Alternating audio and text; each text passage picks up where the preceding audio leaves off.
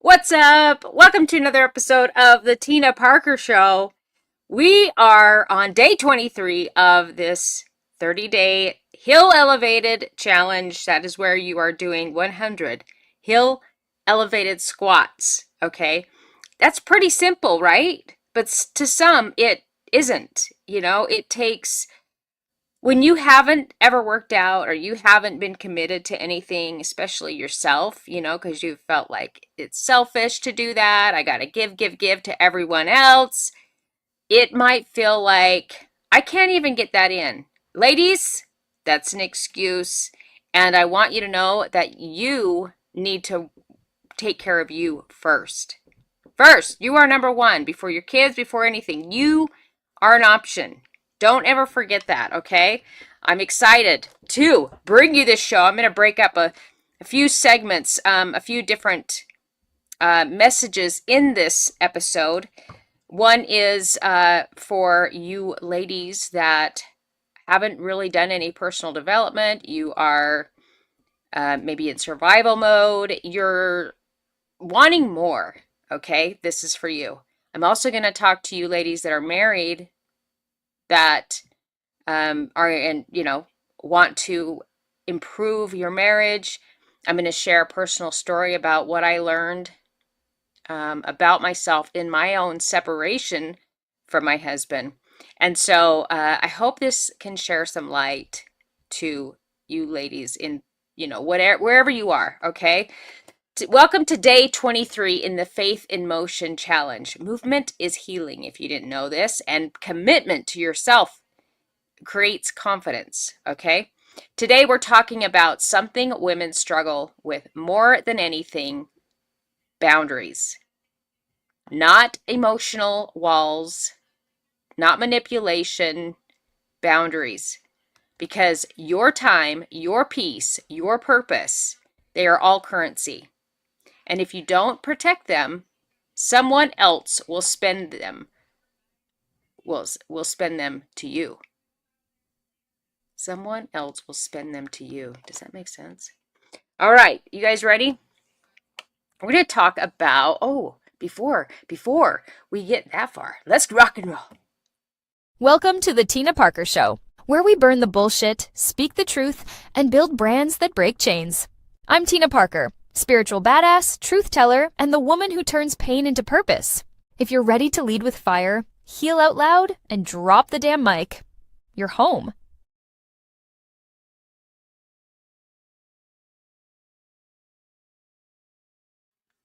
And we're back. Welcome to this episode: why boundaries equals wealth.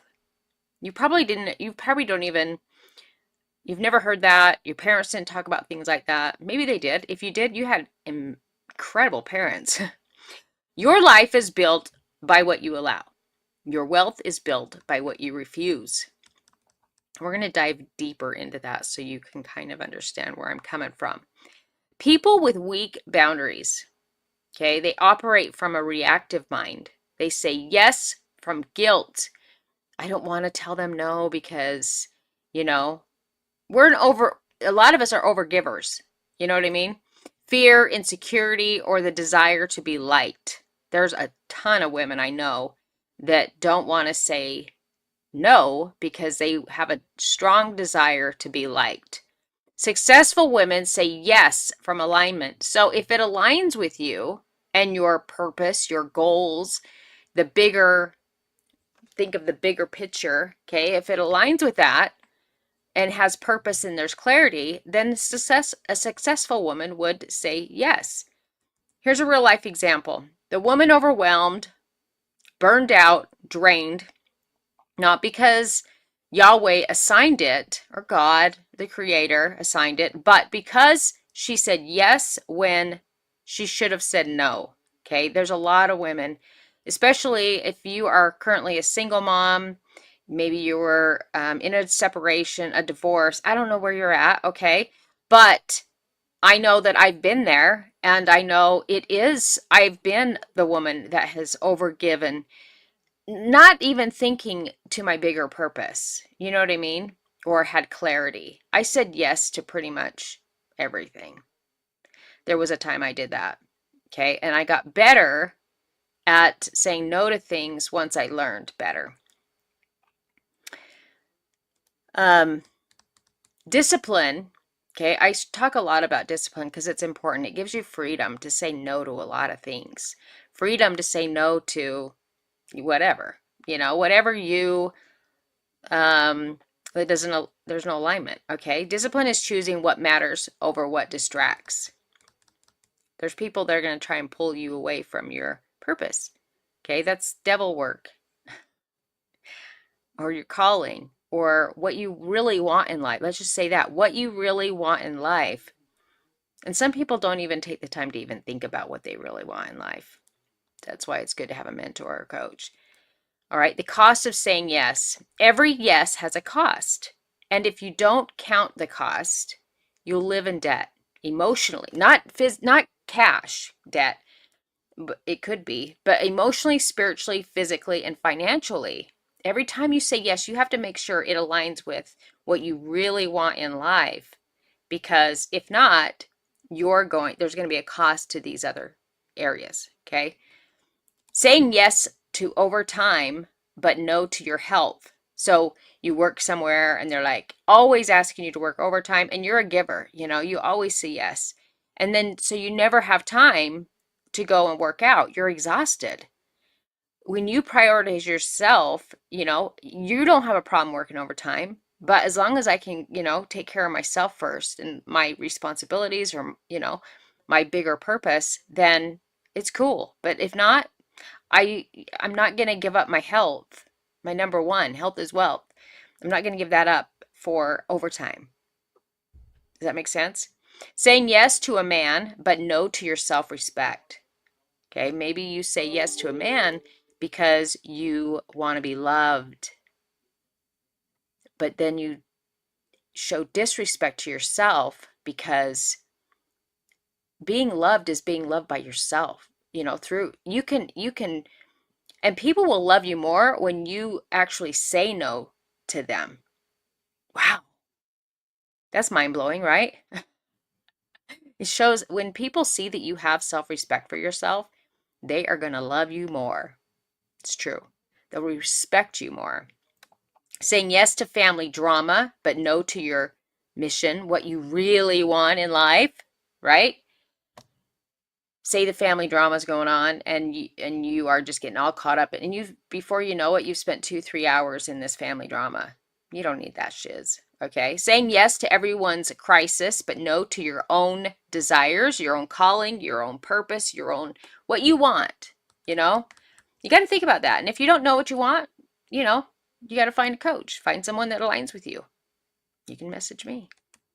Okay. The psychology of a strong woman. Women with strong boundaries are not mean. It's not being mean. Okay. They're just they're masterful. They're strategic.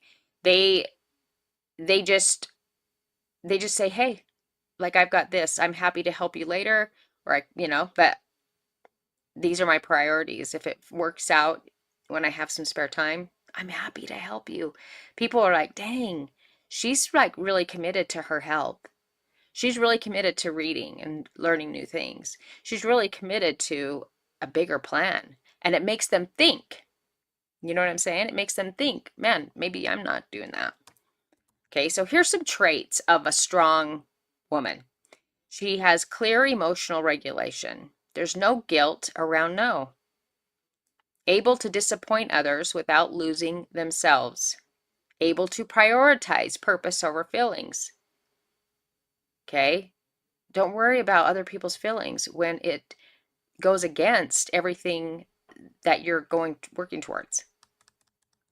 The inner mechanics of it, okay? She's calm, logical, faith-led decision making.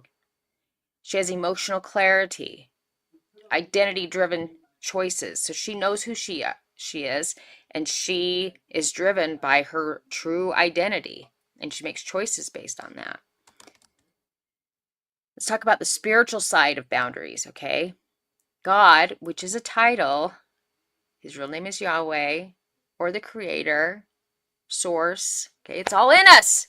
We are a piece of that. We are unique child of God. So we've got a piece of that. of Yahweh. Okay? He's not a God of chaos.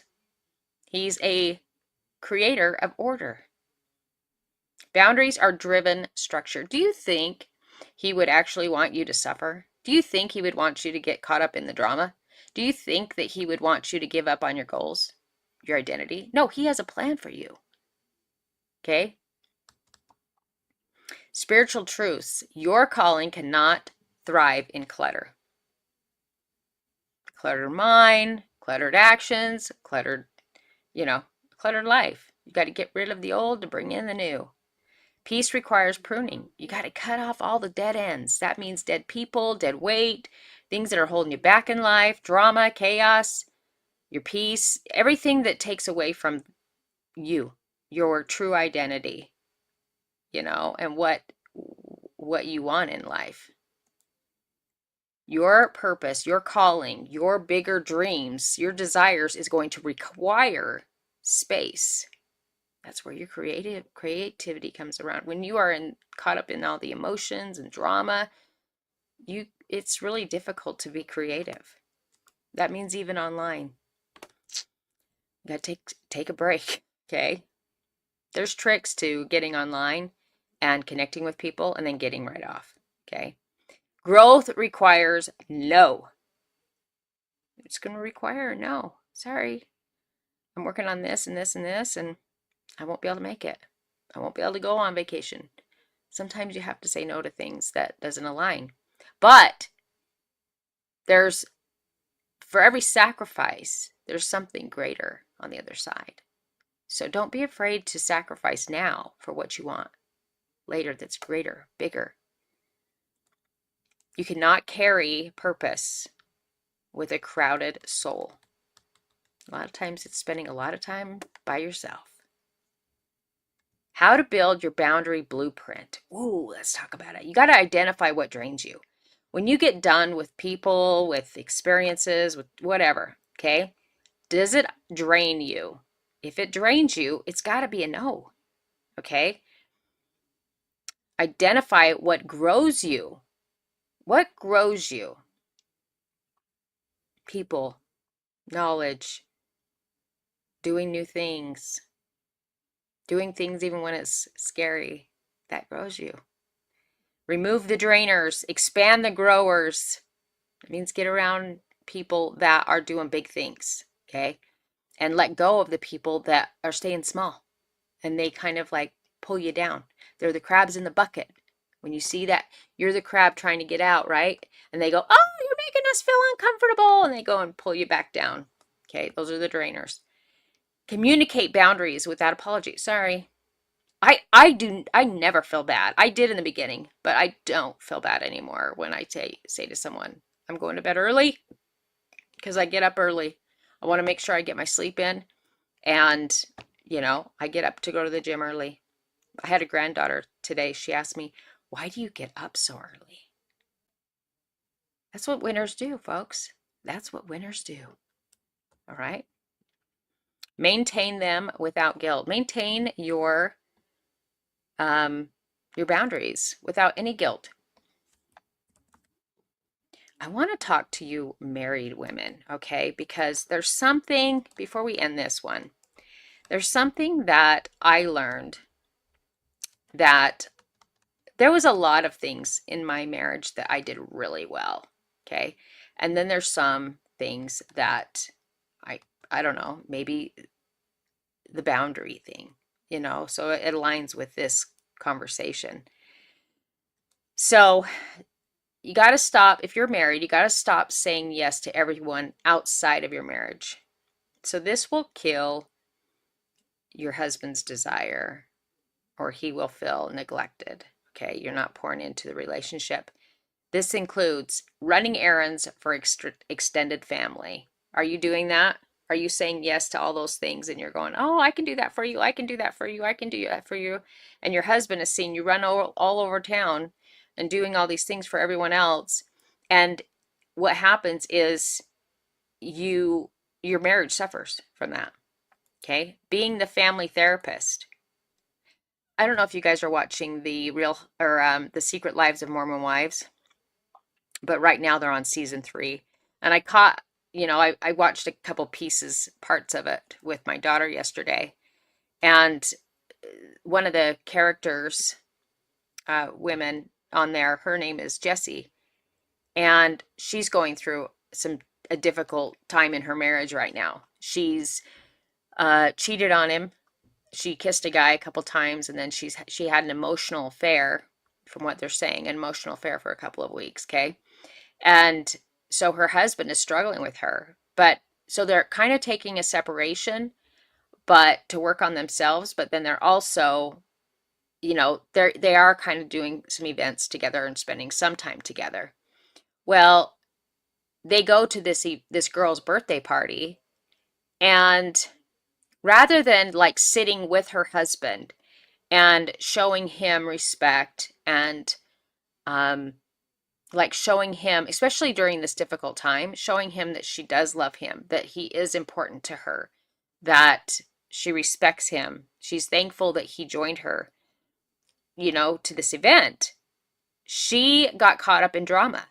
So she sits away from him and she's going on and on and on trying to fix someone else's issue with their relationship, or someone's mad that they invited a different guy, someone's ex-husband. And so you can learn a lot by watching some of these things, not what and so her husband was like, I can't do this. I cannot sit here and watch her get caught up in this drama. And so he called a friend and had him pick him up. And so that's kind of the point. Like, if your husband sees that you're pouring into everyone else and not the relationship, you're not making him a priority. Especially if he works all day, he pours into other people. Then when you get time together, you got to show them that they're important, show them respect and everything. She was helping every friend with their drama. Okay. Over volunteering. That's another thing. Are you over volunteering? Maybe you're being available to everyone else 24/7. That is going to be a problem inside your marriage, because every yes she gives or you give outside of her home or your home becomes a no inside your home. Okay. So tell one person today, I'm not available for that this week. No explanation. You don't need to apologize. I'm not available for it. If anything, I think the good thing about that is it makes people think. Like, makes them think maybe I need to improve in these ways. Okay. Stop letting your day drain you before he gets home. So if she's running on fumes by 5, she has nothing left for her man that she loves when he gets home, especially if he's the sole provider. So schedule a 15-minute decompress ritual before he walks in the door. There's like this peace, this calm, hot shower, worship playlist, silence, maybe deep breath, meditation, whatever that is for you. Move household chores to earlier in the day. Here's a better idea. If you are working on a big calling or a mission yourself, if you guys are partners in something, hire that out if you can. I did that. I got to a point where I hired. That's not my favorite thing to do. Let's just have a cleaner come here to do. I mean, I kept the house clean, but I liked some of the deeper work to be done by a cleaner because I didn't want to spend my time doing that. Like, let's let someone else do that. But if you can't do that yet, move the household chores to earlier in the day. Free up your time for him, you know? Say no to unnecessary after school activities. You don't have to go to every school activity. Your kids aren't going to kill you over it. Okay? My parents didn't go to any events of mine. No after school. They didn't even go to they didn't go to parent teacher conference. Okay? Your kids are going to be fine. I'm not saying don't ever go, but I'm saying, like, I'm still alive. I don't hate them. I think there was a time where I felt like you don't come to anything. I let it go. That was an adult. Like, it's cool. Like, I'm okay. She had her own, I don't know what she was doing. She probably didn't want to listen to her child was suffering, you know? I don't know. Or her child was not doing well. They kind of empowered us to be like little adults as a child. So it really helped us as we got older. We didn't have that We weren't dependent on them. We were more independent, and we didn't get upset over the small little things. Pre-plan dinner instead of panicking at 6 p.m. That's a good idea.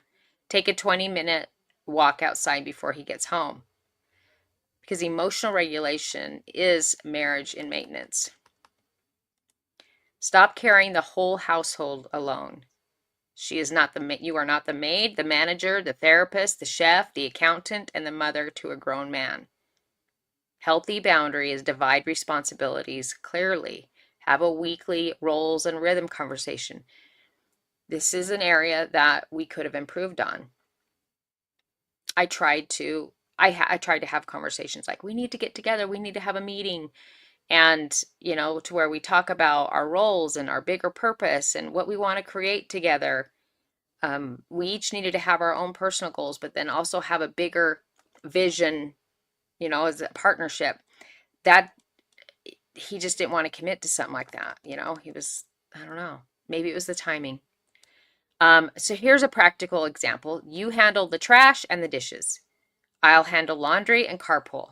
Sundays we rest the house together, or we reset the house together. And maybe Sundays are a great day to have your little meetup, your little huddle, to talk about, hey, this is what went really well, this is what didn't. This is where the communication is massive. Okay, if you're not communicating, I think you need to treat your partnership like you do like a business, and a business partnership. You have meetings, right? You guys talk about your goals, right? Well, I think a relationship is the same way. It's like a partnership. So what this will do is it removes any resentment, creates teamwork, and gives her back her energy to show up soft again. Women tend to get hard. They put up walls if they feel like they're unappreciated, right? And stop being available to everyone except him. Women don't realize sometimes we're doing this, but it happens.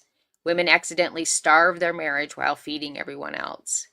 Okay, what you could do is put her husband back on the priority list. Like actually in the top 3. Yeah, yourself, your husband. Practical. Your husband should come before the kids. I believe that. Okay, create a connection window every night. 10 to 20 minutes of cuddling, talking, or decompressing together. Maybe having fun, tickling, rubbing each other's backs, just, laughter. Oh, that's so good and so healthy. Stop tolerating chaos in your home and on your calendar. Chaos will eat at your femininity.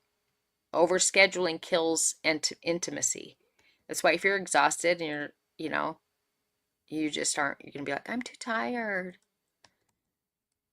Here's some boundary resets. Cancel the activities that add stress and not joy. Put a limit on kids' extracurricular activities. Set communication boundaries with in-laws and cut toxic friendships. You don't need them. They're toxic. Why do you want them? We're a one sport at a time family now. Peace is our new priority. You could start saying that. And here's another one that's really important. Stop ignoring your physical and emotional needs. A depleted woman cannot be a loving woman. A tired woman cannot be a sensual woman. And a resentful woman cannot be a connected woman. So here's what you can do. You get 7 to 8 hours of sleep. You hydrate. You move daily, even if it's 20 minutes. Get out early. Get up before the sun rises, okay? Eat foods that fuel you, not drain you. And have at least 1 hour a week that's just for you. And that's on top of these other things, okay? Put me time on the calendar and treat it like a legal appointment. Massage, gym, nails, reading, quiet, maybe your toes. Whatever recharges you makes you feel alive again. And stop letting your mind run on the reactive loop. When you are mentally overwhelmed, everything feels personal. That's where bitterness starts, resentment starts. Here's what you can do. You can ground your mind before responding. Practice faith over feelings. Sometimes we can get all caught up in our feelings, but let's look at our faith, okay, before we react. Use deep breathing to reset before reacting, and speak up instead of storing resentment.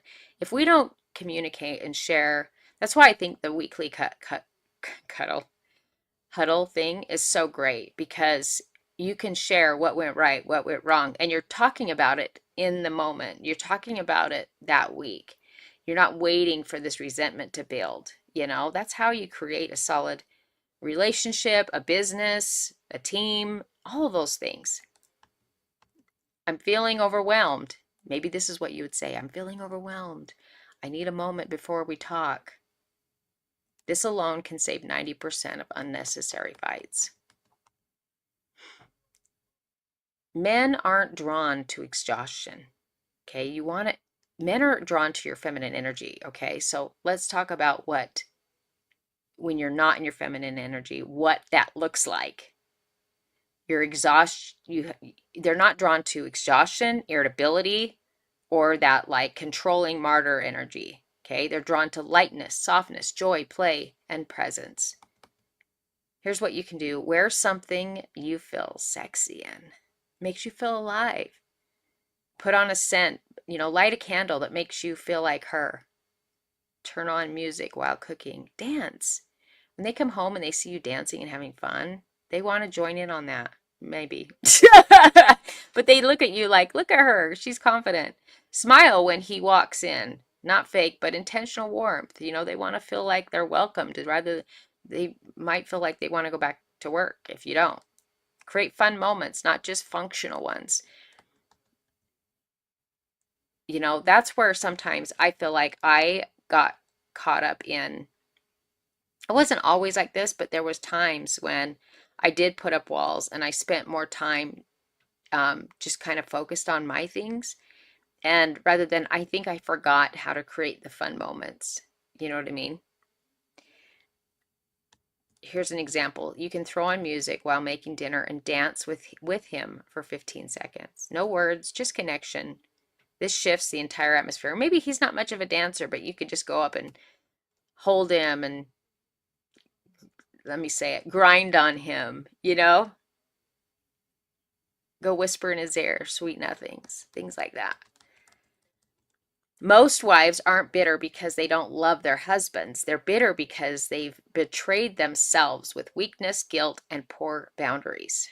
And the moment you begin protecting your energy is when you become the husband that he can't wait to come home to. Isn't that so powerful? Like, think about it. Do you think about how you are when he gets home? Is that someone that is fun and he wants to come home to? Here's where I can be honest. I think we all have to take account of ownership, right? I say that. That's part of action. Owning our shit. Well, stop saying yes to everyone outside your marriage. There were times that I was overdoing on the video creating and content and things like that, even when he came home. I needed to create more space and time to make him feel super special and grateful that he, provides for me and, gives us, our family, what we had.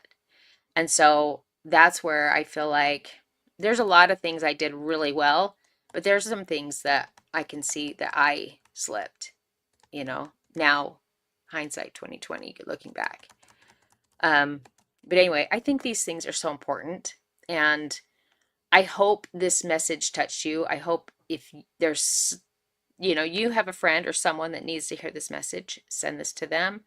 Don't forget to subscribe to the Woman of Action Academy. It's in the link in bio, or in the bio, or in the description section. But then also you can scan this QR code and check that out.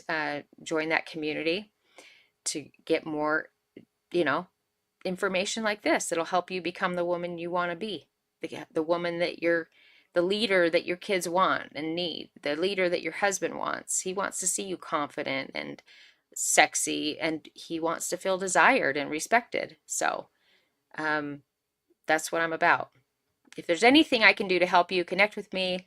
I love you and I appreciate you for joining. Have a great day.